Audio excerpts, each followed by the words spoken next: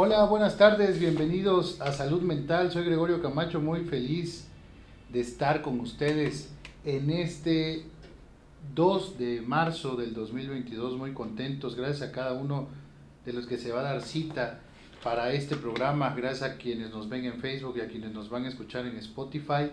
Gracias en esta tarde, bienvenidos todos. Estoy muy contento de recibirles. En un momento más les estará llegando a todos la señal y la invitación para poder ver este programa. Hoy hablaremos un tema muy interesante, lo dijimos la semana pasada, que abordaríamos el tema de la pornografía en los adolescentes, qué problemáticas arrastra, cuáles son las dificultades que se pueden desprender de ello, cuál es el punto objetivo que la psicología nos brinda, cuál es el punto en el que dejamos de caer en lo moral y comenzamos a hablar de lo patológico, cuál es aquel punto en el que tenemos que dejar de confundir la normalización que se ha dado de este concepto y la problemática real que representa para muchas personas en la vida.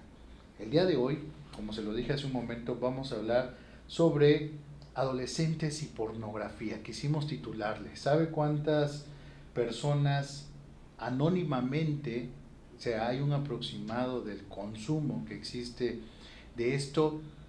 Y en el sentido de tratar de quitar todos los aspectos morales para no caer en juicios ni prejuicios, queremos hablar sobre el impacto que esto causa en la persona y en las distorsiones que puedan darse a partir de ello. Uno de los aspectos que debemos saber en este caso en particular es que aquel chico, aquel individuo, mujer o hombre, que comienza a familiarizarse con un tipo de pornografía, puede que sin la supervisión adecuada comience a distorsionar la imagen que tenga de sí mismo y de las mujeres y de los hombres. Uno de los aspectos que más se trata en la sexología es precisamente ese dimitificar el hecho que la mujer y el hombre actúan como en una película con estos contenidos gráficos. Mucha confusión se crea en la construcción de la identidad sexual, en el sentido de que pareciera todo remontarse a estos aspectos de interacción erótica. Otra de las dificultades que existen alrededor de esta situación es que el adolescente, que está en plena construcción de identidad, que está en el proceso formativo de lo que él es, puede ocurrir que caiga en una serie de confusiones a partir de lo que está experimentando con la sensación que le produce este tipo de videos. Recordemos que al ser material gráfico, porque una cosa es el material erótico y otra cosa es el material pornográfico, en este sentido estamos hablando que no hay nada a la imaginación. Entonces es una especie interactiva entre el sujeto que lo vive, acompañado de un proceso de autoestimulación, y todo el proceso de fantasía que comienza a generarse.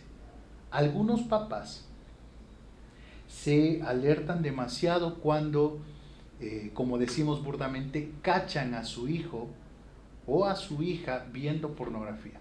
Y aquí entramos en una problemática también en cuestión de género, porque cuando el adolescente varón es cachado o sorprendido viendo pornografía, no es tan señalado como lo es en una mujer.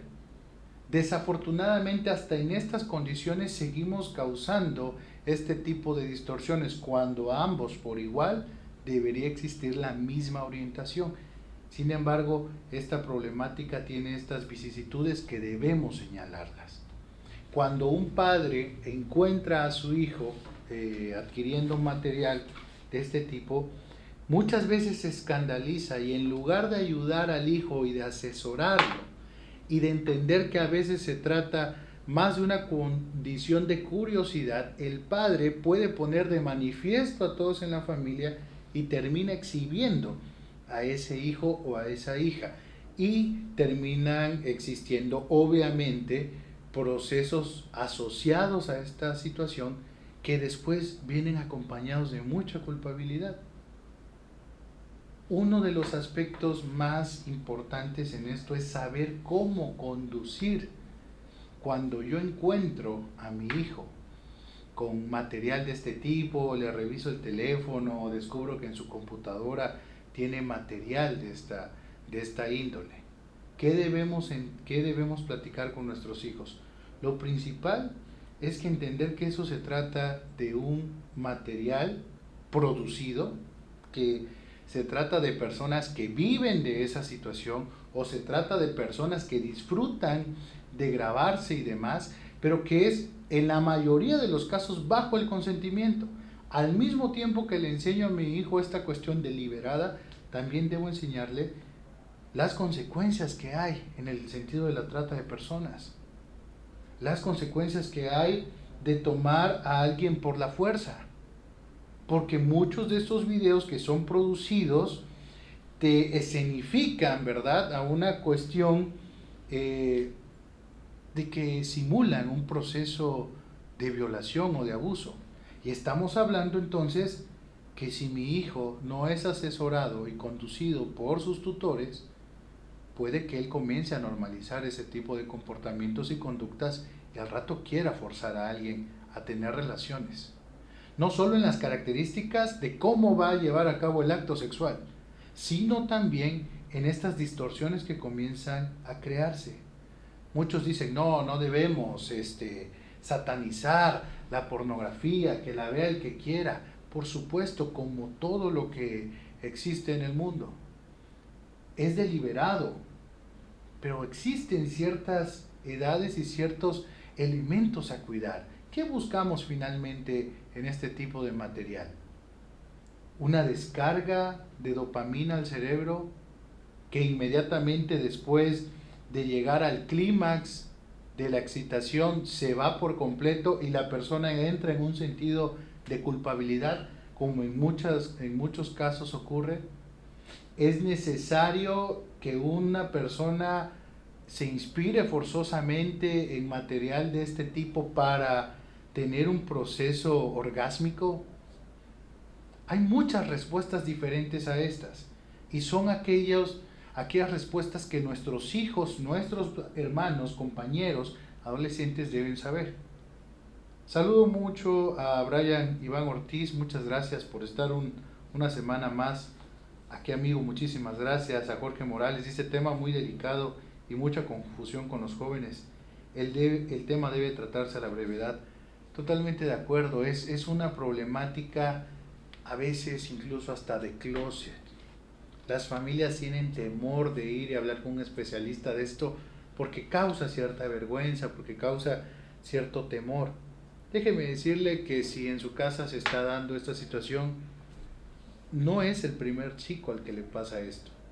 Todos quizás y hasta los que hoy sean adultos han pasado por una situación de estas y hay muchísimos adultos que consumen este tipo de material. La problemática es que cuando, como en todo, así como hay personas que son capaces de sentarse y tomarse una copa de vino y es una copa de vino irse a su casa, y hay quien no puede sentarse a tomar una copa de vino si tienen que ser 50, lo mismo sucede con las tendencias que tenemos de índole sexual. Una persona, por supuesto, que a través de una distorsión y de multifactores puede canalizar en esta área muchas desviaciones. Una confusión por completo en el sentido de cómo tomar a una mujer, cómo tomar a un hombre, cuáles son las zonas de placer, cómo hacerlo, cómo se deben de llevar a cabo los actos. Y entonces todos estos procesos de confusión pueden llevarle a tener muchísimas problemáticas el día de mañana. ¿Qué pasa?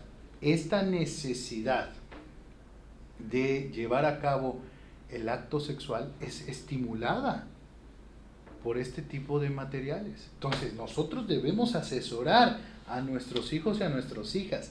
No hacer como que no pasa, familia, eso es imposible. Si usted no lo habla con sus hijos, lo hablarán sus compañeros. Si usted no menciona con sus hijos este tipo de temas, lo hablará con alguien más y buscará con quién asesorarse. Es usted quien tiene que informarse previamente y buscar la mejor forma de cómo abordar este tema en la familia. La sobreexposición que tenemos hoy en día y la facilidad que tiene un adolescente de entrar a contenido ilimitado en la red es un problema y es un factor, por supuesto que sí. Carla Marín dice, ¿falta orientación o no se le da la importancia que es? Yo creo que ambas. La problemática es que hay quienes discuten sobre este tema como si estuvieran a favor de las condiciones. Y como les decía al principio, no lo estamos hablando desde un sentido moral. Lo estamos hablando desde el sentido en el que necesitamos identificar qué es lo que ocurre en la vida de ese adolescente que está entendiendo, ojo, no es un proceso automático, pero está entendiendo y únicamente está focalizando su placer en la cuestión corporal y sexual. Si pasa horas y horas consumiendo pornografía, está focalizando el placer y está entendiendo que la única forma de obtener placer es a través de la estimulación de índole sexual. Y no todo es eso. Existen muchísimas formas de obtener satisfacción en otras áreas de la vida y no necesariamente en el terreno sexual. La problemática es precisamente esa, familia, que desafortunadamente no hablamos del tema. Imagínense una mamá soltera con 3 varones adolescentes en su casa. Puede que ocurran 2 cosas: o hay una libertad padrísima para hablar del tema porque la mamá se ha preparado por completo y ha buscado la información adecuada, o simplemente no toca el tema porque dice que eso lo tendría que hablar un hombre. Otra vez en cuestiones de machismo. Otra vez atribuyendo a la figura masculina como si fuera la única capaz de hablar de estos temas. Y déjenme decirles que no es así. No somos los hombres los únicos encargados de hablar con otros varones sobre este tema. Porque por el contrario, a un hijo le puede causar más daño un padre que mal orienta a su hijo sobre el concepto que hay sobre las mujeres. Ejemplo, el hijo adolescente se acerca al papá porque el papá previamente lo sorprendió viendo pornografía, y el hijo se acerca y en lugar de obtener un buen consejo, él le dice que simplemente las mujeres son esto, son el otro, y utiliza comentarios despectivos y utiliza comentarios machistas. ¿No cree que esa construcción va a ser absorbida por el chico? Finalmente es el papá el que se lo está diciendo. Debemos entenderlo. Y aunque nos cueste muchísimo a veces reconocer que hay una problemática de este tipo en la familia, tenemos que hablarlo. Brian nos dice, también influye mucho el dar aparatos móviles a muy temprana edad. Si es una curiosidad en el ámbito sexual de los jóvenes, ¿cómo explicarle el tema después que prosigue? Dice. Y al explicarle sobre ese tema, ¿no despierta más su curiosidad? La curiosidad va a estar ahí. Porque la curiosidad se puede canalizar a través de un teléfono. La curiosidad puede despertar a través de una plática en la escuela, en la secundaria. La curiosidad puede despertar viendo a una pareja besándose, o viendo en la televisión a largas horas de la noche un canal que comienza a pasar películas eróticas. La curiosidad puede despertar de muchas formas. Debemos, por supuesto, aprender a identificarla. No estoy diciendo que sea una problemática de los adolescentes de esta generación, no. Es una problemática de los adolescentes desde muchísimas generaciones atrás, de todos aquellos que hemos pasado esa etapa. Es cierto, hay una diferencia. Antes el material pornográfico no estaba tan a la mano como está ahora a través de un dispositivo móvil. Ojo, su hijo de 5 o 6 años que usted le deja la tableta, el iPad, el teléfono, en una de esas puede encontrar material, como pasa con muchos chicos que por accidente encuentran material. Y no es que los papás digan es que está muy chiquito para volverse adicto. Quítale el tema de adicción. Es la sobreexposición al material erótico. Hay una edad, pues, para poder ir avanzando de los temas. ¿Qué puede comprender un niño si no tiene información básica otorgada por parte de los padres? Es como irnos al paso 5 sin empezar por el paso 1. Mi hijo va a ver cómo es todo este proceso sin enseñarle primero las bases de qué es lo que tiene en su cuerpo, cómo se llama lo que tiene mamá en el cuerpo, de nombrar a las cosas como son y de tener una buena orientación en casa sobre temas sexuales.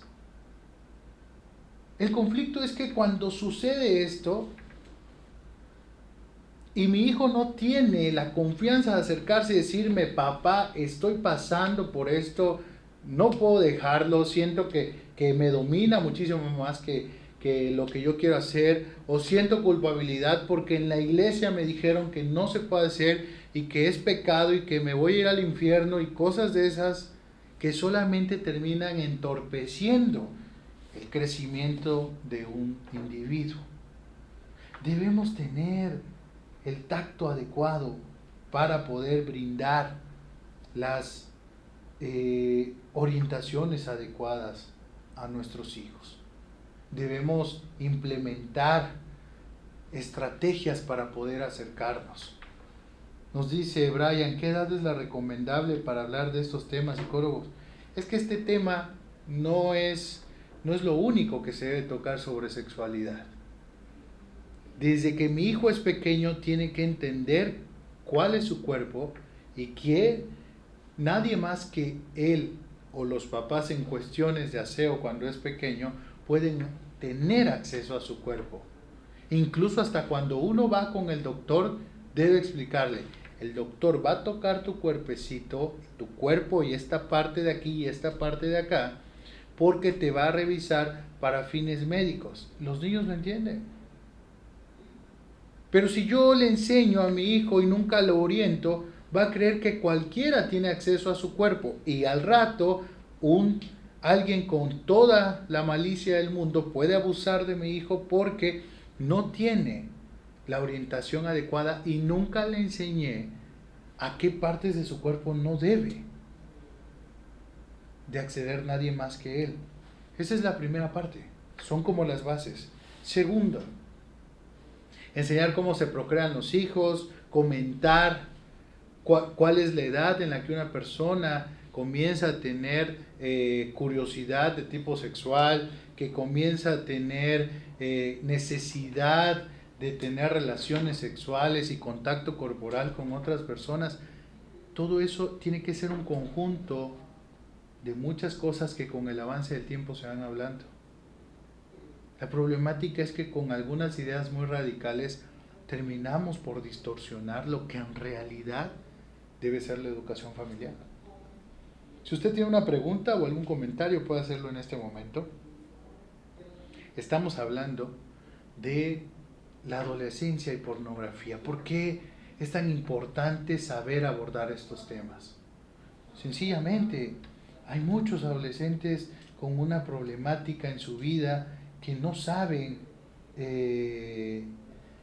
tener una explicación a lo que les sucede. Yo les digo a los papás, ¿qué quiere que le explique? Se sienta el papá y se sienta la mamá y es pareciera un enjuiciamiento de aquellos de la Santa Inquisición, en la que sientan al adolescente, lo exponen, invitan a la tía, al primo, hasta al maestro, y le dicen que por qué estaba viendo pornografía, que qué busca en la pornografía. ¿No creen que es lógico? ¿No creen que ese tipo de preguntas no van? Más allá de preguntarle a mi hijo como si fuera un monstruo y hacerlo sentir de lo peor, ¿no creen que lo mejor es decirle, entiendo que tengas sensaciones y curiosidad, pero no quisiera que te confundieras, no quisiera que tú crearas una distorsión sobre la imagen de la mujer, sobre la imagen corporal, sobre los estereotipos de belleza, sobre la forma en que hay que tener contacto sexual. Eso es mejor a crear un juicio con mis hijos. Si habláramos de prevalencia, por supuesto que es una problemática que está yendo cada vez más. Y hay muchas personas que me pueden estar viendo y que saben que tienen una problemática con la pornografía y pueden ser adultos, con familia, con hijos y hasta con nietos, pero es algo que los ha acompañado toda su vida y no lo han podido dejar. Muchas de esas personas tuvieron una sobreexposición temprana a la pornografía. Es decir, les tocó verla de muy pequeños. A veces los papás guardaban casetes, VHS con este tipo de contenido y son los hijos los que encuentran este contenido y son los que se vislumbran por este contenido. Recuerden, esa estimulación va a generar una reacción en el organismo, por supuesto. No es que el sujeto esté enfermo por ver la pornografía. Es un estímulo-respuesta. Está respondiendo a un estímulo que es el material erótico, Entonces, cuando entendemos esto, incluso tenga la edad que yo tenga, puedo decir, a ver, esto no es tan necesario en mi vida. Estoy quizás actuando en forma regresiva. Esta es la única forma que aprendí de satisfacción y de que focalice la forma en que puedo interactuar con mi cuerpo. No es necesario un material erótico. No es necesario que lleve años sintiendo culpa y que me sienta como un adicto que no puede dejar este tipo de situaciones. Los primeros pasos para este tipo de problemáticas para adultos y para aquellos que me están escuchando que quizás el papá no sepa o la mamá no sepa, intentemos limitar el consumo. Como todo aquello que se tiene que dejar, si usted lo ve 7 veces a la semana, inténtelo ver 4. Bájele, como decimos. Algunos me dirán, oiga, usted está recomendando eso, ¿cómo es posible? ¿Y cuál es la idea entonces?